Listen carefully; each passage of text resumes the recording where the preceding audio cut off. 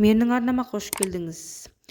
Видео басталмас бұрын арнама тіркеліп, лүпіл басуды ұмытпаңыз. Бүгін сіздерге елімізге белгілі актриса Жазира Еркіннің өміріне қысқаша шолу жасайтын боламын.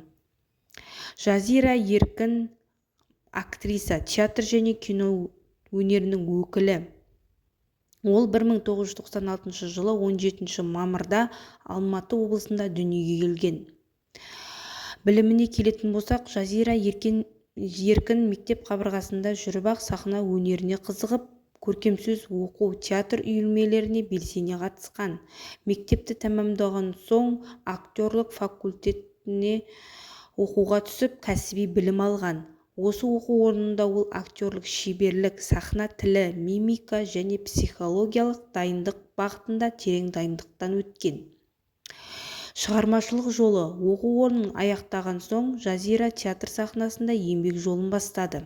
Оның алғашқы рөлдері көрермен мен театр сыншыларын назарын аударып, жас актрисаның болашағынан үміт күттіретінін көрсетті.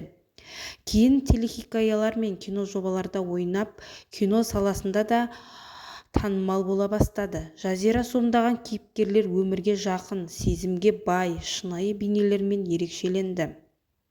Және де түскен фильмдерін атай кететін болсақ, қазақ хикаясында басты рөлді сомдады. Соңғы шешім телехикаясында Мәдина рөлі, көктемгі үміт қысқаметражды фильмде басты кейіпкерді сомдады.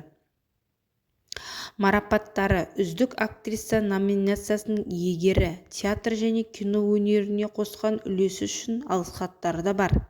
Қалалық және республикалық театр фестивалінің жүлдегері, көрермендер көзайымына айналған актриса. Өнерге деген көзқарасы: актер болу жай ғана рөл ойнау емес, бұл әр адамның тағдырын жүректен өткізу. Мен үшін сахна өмірдің айнасы. Көрерменнің жанын тербеп, шынайы сезімге бөлей алсам, мақсатым орындалғаны, дейді бір сұхбатында. Қазіргі қызметі: қазіргі уақытта Жазира Еркін бірнеше театр және кино жобаларында жұмыс істеп жүр. Сонымен қатар жас актерлермен тәжірибе бөлісу, әлеуметтік маңызы бар шығармашылық жобаларға қатысуда басты назарында.